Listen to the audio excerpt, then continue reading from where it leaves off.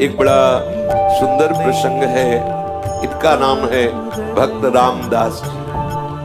और ये दक्षिण में गोदावरी के किनारे एक कनकावती नाम की नगरी थी, वहां ये रामदास जी रहते थे। ब्राह्मण ये सुन करके आनंदित हुआ और उसने वो शालिग्राम भगवान ले लिए। ब्राह्मण से कहा कि जो मैं मेहनत करता हूँ जूता गांठ करके, उससे जो मिलता है मेरे परिवार का, उससे भरण पोषण होता है, मुझे इस पत्थर के बदले में कोई धन नहीं चाहिए, ले जाओ। कोई मुझे हवेली नहीं बनवानी, कोई मुझे सुख पूर्वक नहीं रहना, क्योंकि अगर सुख पूर्वक रहूंगा तो मैं भूल जाऊंगा प्रभु को। इसीलिए मैं जानबूझ करके उतना ही कमाता हूं जितने से रोज उधर भर जाए। इतना कह करके रामदास जी ने वो पत्थर दे दिया जो शालिग्राम भगवान है।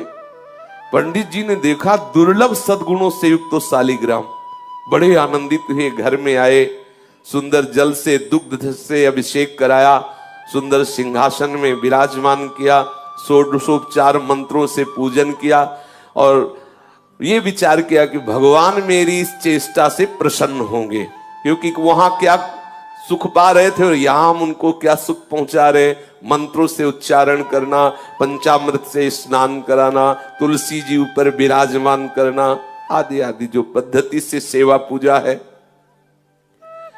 अब पंडित जी की इस प्रकार की सेवा पूजा से ठाकुर जी असंतुष्ट हो गए। अब लियो, कैसे न जाने कौन से गुण पर दया निधि रीझ जाते हैं।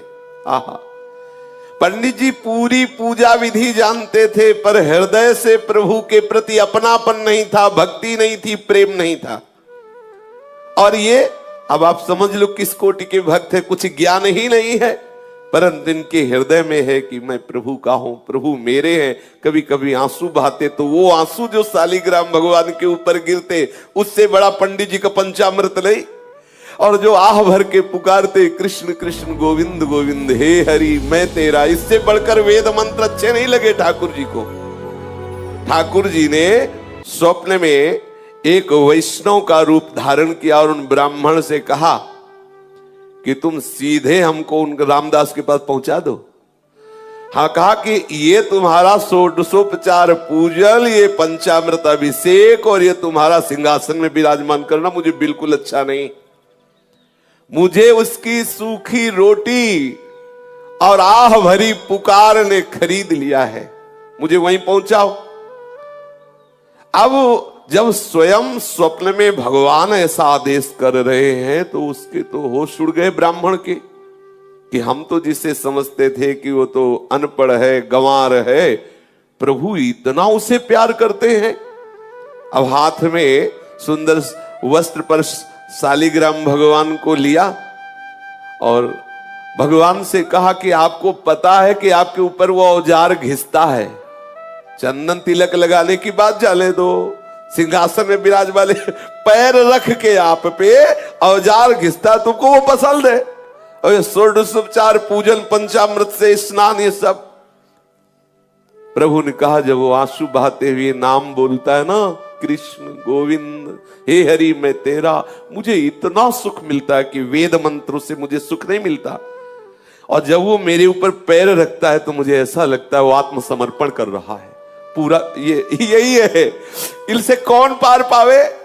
सर्वलोक महेश्वर जितने भी ज्ञान के सूत्र हैं सब इन्हीं से प्रकट हुए, इनसे कोई पंडित क्या पार पा सकता है। बोले जब वो चरण रखता है, दबाता है चरण से ऐसे, तो मुझे लगता है कि पूरा अपने आप को समर्पित कर रहा है, आत्मसमर्पण कर रहा है। मुझे बहुत सुख मिलता है, तुम्हारे चंदन और कस्तूरी के लेप और इत्र से मुझे जो सुख नहीं मिलता उसके घसने से सुख मिलता है। अब राजी, आप राजी तो फिर किसकी क्या बस चले। ठाकुर जी राजी। अब वो जो ब्राह्मण था जिसको एक गर्व था कि मैं ऊंचे कुल में हूं और मैं पूजा का विधान जानता हूं, मेरी दासता से, मेरी पूजा से शालिग्राम भगवान प्रसन्न हो जाएंगे। आज वो बहुत दैन्य हुआ कि मेरे दुर्भाग्य की आज तक मुझे वो प्राप्त नहीं हुआ जो रामदास को प्राप्त है, क्योंकि स्वयं ठाकुर जी वहां जाना चाहते हैं। ये विचार करके शालिग्राम को लेकर के रामदास जी के घर जाना निश्चय किया उसने। और मन में बहुत जलता जा रहा था कि मैं ब्राह्मण तो हूं लेकिन आडंबरी हूं। मेरे अंदर वो बात नहीं आई जो उस दैन्य भक्त रामदास के हृदय में आई। बार बार शालिग्राम को हृदय से लगा के विकल होकर कहने, देखो ये है किसी भी तरह से भक्त का संग हो जाए, किसी भी तरह। ये रामदास जी के दर्शन की, देखो ये दर्शन का प्रभाव। अब वो दैन्य होके जा रहा है, क्या प्रभु कभी मेरे भी हृदय में भाव आएगा? जैसी रामदास की भक्ति से आप प्रसन्न, क्या कभी मेरे अंदर भी भक्ति आएगी? मेरी पूजा आपको पसंद नहीं तो प्रभु मेरे को भाव दे दो, जिससे मैं रामदास जी जैसी भक्ति कर सकूं। अब आई बात, ये जो ब्रह्मणत्व का अभिमान, वेद ज्ञान का अभिमान धूर दूषित हो गया। इसीलिए लिखा है, तिनकी संगति रहत जाति कुल मद सब नंसई। भगवत प्रेमी महात्मा का संग होते ही जाति का अभिमान, कुल का अभिमान, विद्वता का अभिमान, ये सब नष्ट होने लगे। देखो नष्ट हुआ अभिमान। अब वो डरा हुआ सा ब्राह्मण शालिग्राम भगवान को एक कपड़े में रख करके रामदास जी के घर आया और देखा तो होश उड़ गए। रामदास जी के आंखों से आंसू चल रहे हैं, बार बार मुख से निकल रहा, हरि मैं जैसो तैसो तेरो, हरि मैं जैसो तैसो तेरो। मलिन वस्त्र है, फटे पुराने कपड़े हैं, शरीर में अपने आप अनुभव हो रहा है कि कितनी कृशता है, क्योंकि खान पान की सामग्री उचित है नहीं। और अब ये जो रोग बढ़ा है, हरि मैं जैसो तैसो तेरो, ये ज्यादा काम नहीं करने देता। क्योंकि मन में जब आनंद की उन्मत्तता होती है तो कौन बाहरी लोगों से बात करे, कौन बाहर जाकर के बैठे जिससे चार लोग आके खड़े हो। वो एकांत घर में बैठे बस बार बार पुकारना अच्छा लगता। उसको ये भी पता नहीं कि ये भक्ति है, ये भी पता नहीं, बस बार बार हृदय में यही अच्छा लगता, कृष्ण कृष्ण गोविंद गोविंद, हे हरि मैं जैसो तैसो तेरो। आंसू की धार बह रही है, धीरे धीरे वही गीत गा रहा है, हे हरि मैं जैसो तैसो तेरो।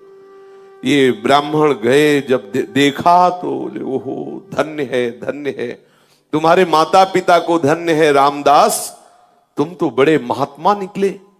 हम तो समझ ही नहीं पाए कि तुम्हारी ऐसी ऊंची स्थिति है, तुम्हारे अधीन भगवान है। अब वो धीरे धीरे उसके नेत्र खुले, अब अपने भाव से बाहर आया।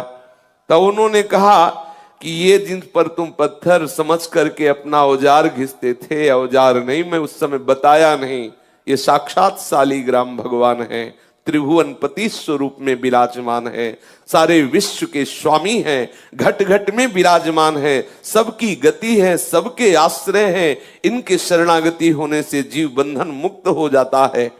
तुम्हारी सरलता, तुम्हारे प्रेम से रीझ गए हैं।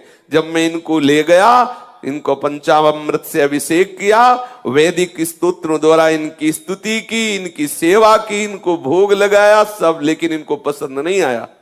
इनको तुम पसंद आए। मेरे स्वप्न में एक वैष्णव रूप धारण करके आए और मुझे ऐसा आदेश किया कि मुझे रामदास जी के पास भेज दो। वो रो पड़ा कि मैं तो महान पापी हूं।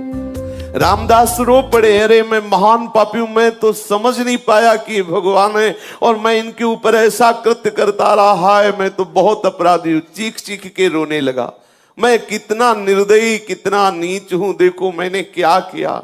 बस ब्राह्मण तो खड़ा का खड़ा रह गया, वो भाव में डूब गए और हे करुणा समुद्र प्रभु, मैं कैसे आपको रिझा पाऊं, तुम मुझे कितना प्यार करते हो और मैं कितना नीच हूं। ऐसे बस पुकारने लगा, रोने लगा। अनन्य भक्ति से भगवान रीझ जाते हैं। बार बार ब्राह्मण उनको धन्यवाद करता कि तुम्हारे अंदर जो भाव आया है ना, ये बहुत कृपा से आया है। ब्राह्मण के वचन सुनकर के रामदास के हृदय में थोड़ी शीतलता आई। ब्राह्मण के चरणों में नमन किया। जो ही ब्राह्मण गया तो शालिग्राम की मूर्ति लेकर हृदय से लगाया और खूब रोने लगे। प्रभु मैं जान नहीं पाया कि आप भगवान हो, आप शालिग्राम भगवान हो। घर में ले गया, फटा पुराना जो भी कपड़ा हो ऐसे बिछाया, आसन पर शालिग्राम रखे और जो रूखा सूखा उसके घर में होता ठाकुर जी को भोग लगाता और गदगद कंठ से प्रभु को पुकारता। कई दिन ऐसे सेवा के बाद उसके हृदय में बात आई कि यदि तुम भगवान हो, मैं तो जानता नहीं, पंडित जी कह गए, मैं तो नहीं जानता कि तुम शालिग्राम भगवान हो, यदि तुम भगवान हो तो मुझे दर्शन दो। जब आप इतना प्यार हमसे करते हैं कि उनके घर तुम्हें रुका नहीं गया और तुम वहां से वापस आए हो, तो प्रभु मैं दीन हूं, मैं नीच हूं, मैं अज्ञानी हूं, मैं दुर्जन हूं, मैं पतित हूं, लेकिन हूं तो प्रभु आपका ही। प्रभु आप जानते हैं कि रात दिन मैं चमड़े का कार्य करता हूं, मुझ में कोई पवित्रता नहीं, कोई सदाचार नहीं, और ऐसे पवित्र ब्राह्मण के यहां से आप आए तो मुझे लगा कि आप मुझसे प्यार करते हैं। आप जब मुझसे प्यार करते हैं तो अब छुपा छुपी का खेल बंद करो, दिखाओ कैसे होते हैं भगवान, कैसे हो तुम, मुझे तो पता नहीं, लेकिन आप अब मेरे हृदय में बेचैनी हो रही कि आपका स्वरूप क्या है। प्रभु आप कृपा करो, मैं तुम्हें प्रत्यक्ष देखना चाहता हूं। हे करुणा सिंधु, हे दीन बंधु, हे पतित पावन, ऐसी पुकार करने लगा। कृष्ण चंद गोपाल आजू तो तेरे हाथ बिकाई। कृष्ण चंद्र गोपाल आज तो तेरे हाथ बिकाई। हे कृपा सिंधु कृष्ण, हे करुणामय भगवंत, मैं तो तेरे हाथ बिक गया। हे प्रभु, हे मोर मुकुट धारण करने वाले, हे वैजंती माला धारण करने वाले, हे कृपा सिंधु पीतांबरधारी, आप मुझे दर्शन दीजिए, अपनी कृपा से आप दर्शन दीजिए। मैं तो पतित हूं, नीच हूं, पर शरणागत हूं, शरण गए की लाज रखिए प्रभु। अब मेरे हृदय में बड़ी विकलता हो रही, मैं आपका दर्शन चाहता हूं। रामदास रो रो करके प्रभु से प्रार्थना करने लगा।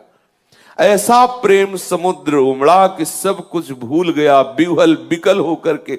ये विकलता प्रभु को खींचती है।